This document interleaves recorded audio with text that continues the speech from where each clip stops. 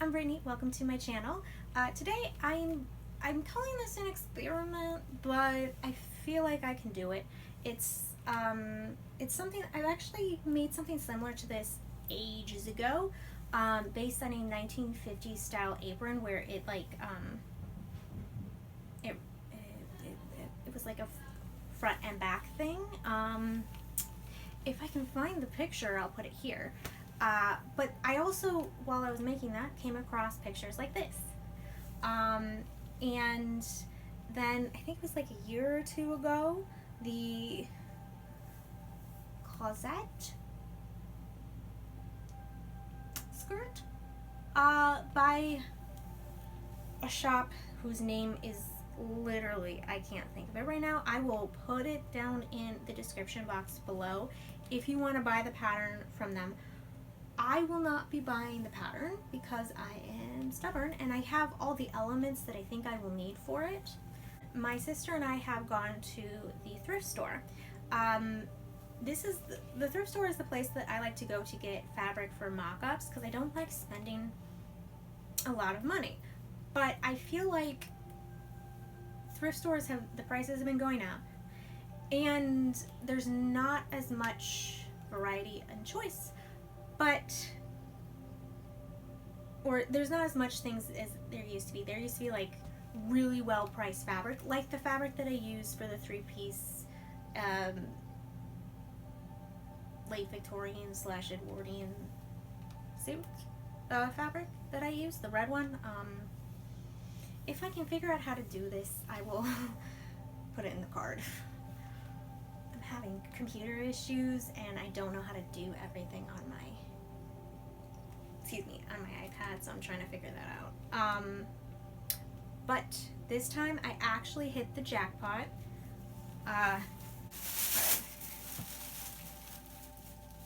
Like, I hit the jackpot. Several sheets and a lot of like tablecloths, a curtain, stuff like that. So I haven't figured out which one I'm going to use for the mock-up of today's project. But first I need to wash all of these. Some of them are, this is something they've been doing more and more of lately, where they tape it together so you can't pull it apart, which I get. It can make a mess if people take it out and look at it. I do this mostly for fabric because sometimes I've had it happen where when I first started buying fabric from thrift stores,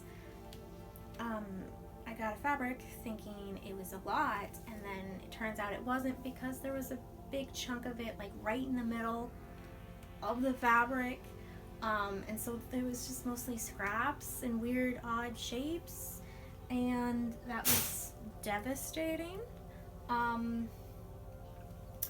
But yeah, so I'm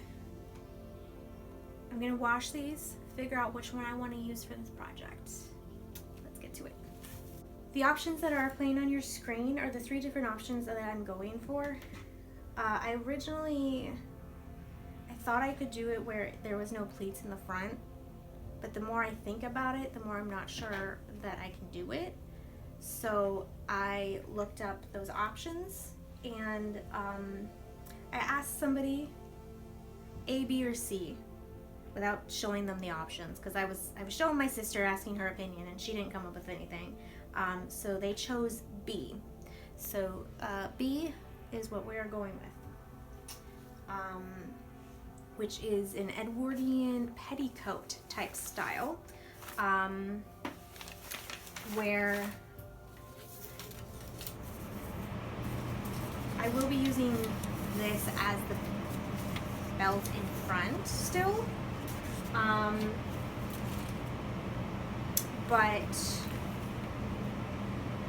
which I guess like technically is a lot like option A. They're all very similar. I guess I'm technically Mod Podging in a way, where, I'm sorry for the air conditioning, but it's too hot not to turn it off. I'm sorry. So I'm gonna have the back. I'm just gonna use this for the length, but I will add a lot more to it so that it can be gathered. The only thing I'm debating about is, wait, let me pull up the options so I can see them. A lot of pleats, or not pleats, darts / panels in the front is what I'm looking at. So it shapes right, but drawstring and back.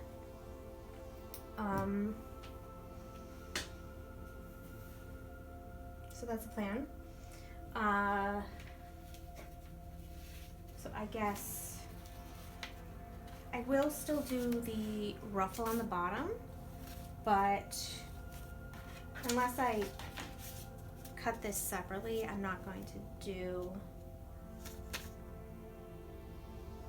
this. Okay, hopefully you can hear me over the air conditioner, but it's over 90 degrees out and I can't not have it on. I'm sorry. So I'm gonna try to explain how I'm laying this out as best as I can. Okay, so this is the head of this is a twin size sheet.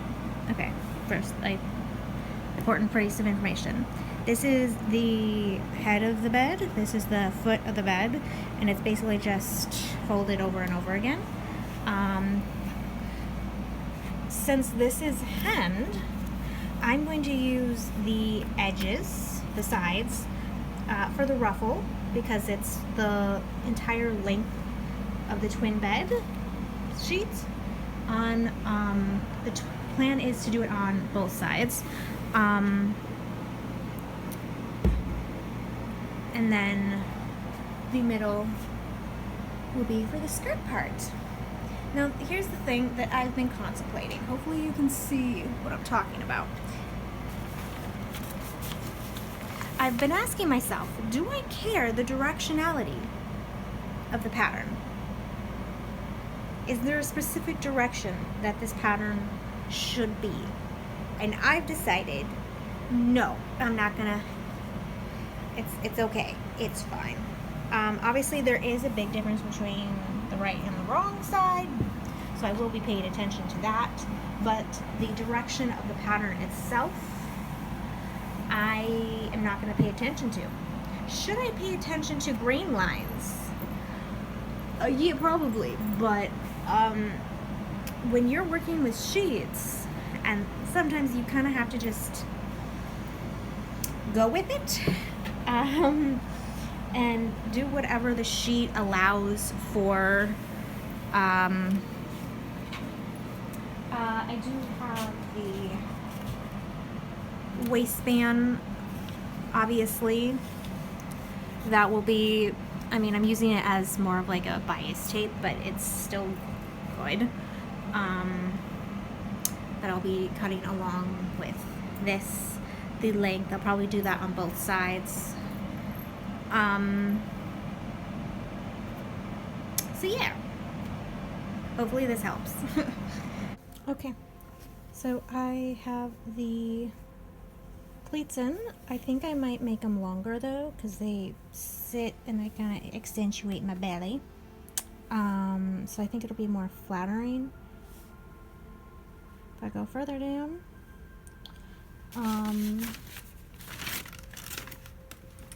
I was pulling out the back panel and I realized I forgot to cut out the pocket. I can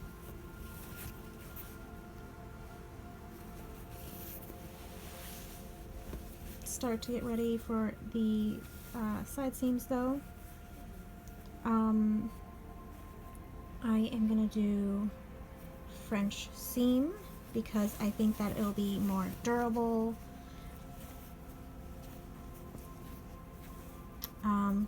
for those who don't know what a French seam is, it's where you put the wrong sides together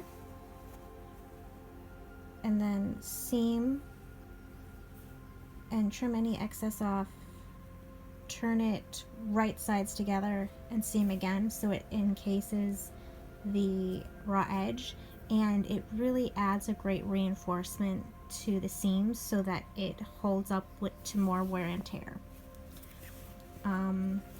Hopefully I explained it very well. I'll try to film it as best I can. And now I guess I have to ask myself if I care enough about the pocket. If I did do a pocket, it would be on this side, because that would be the right side. This would be the right side, this would be the left side. When it's being worn. It's cut, and now I'm just going to trim whatever I think will be in the way, like this bits.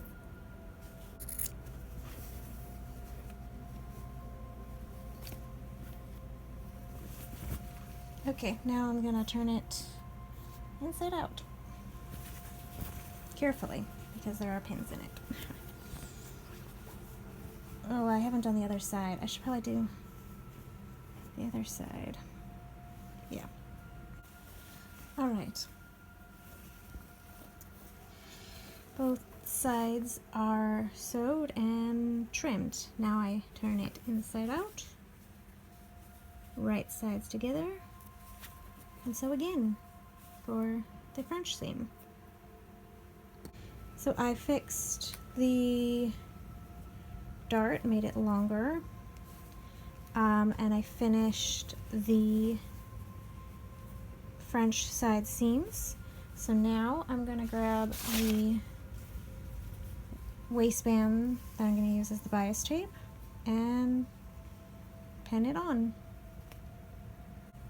Alright, the waistband is sewed on, and I top stitched in the front.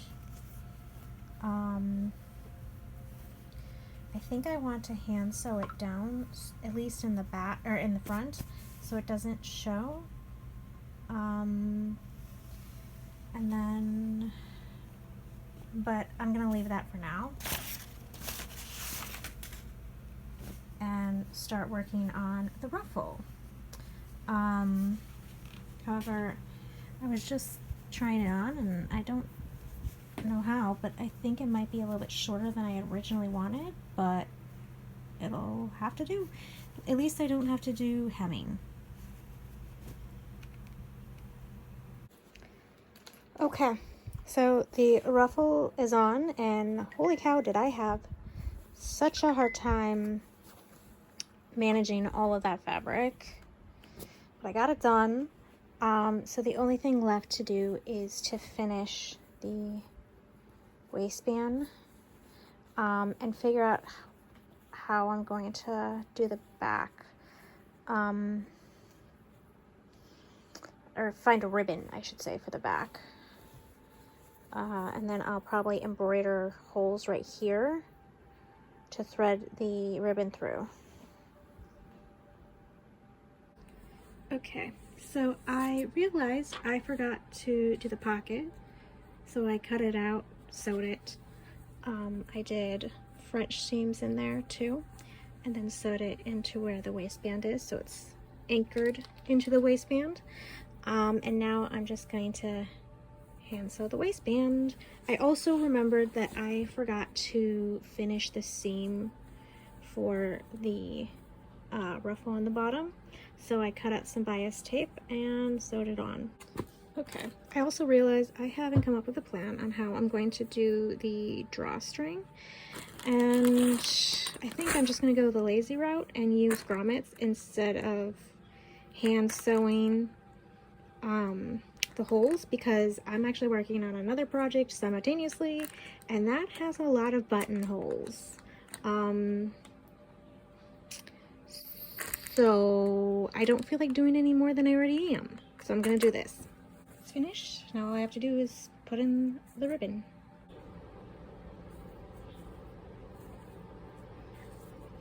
Okay, it's all anchored on the sides,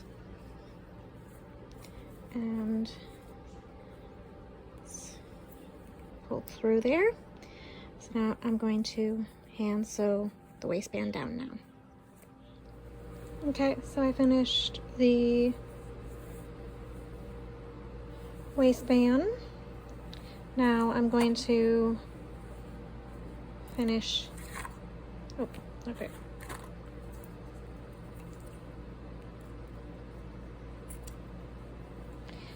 All right, now you need to be very careful when you do this, but this is gonna be hard because I have the camera strapped to me, so I can't really see very well.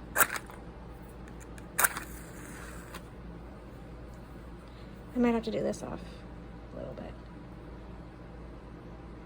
Okay. I don't know if you can see it. That's good enough. It'll stop it from unraveling. All right, now it's time to show you. I'm gonna try to recruit my mom and Ashley to show you what it looks like on them as well, so you can get different ideas on body types that this could work on.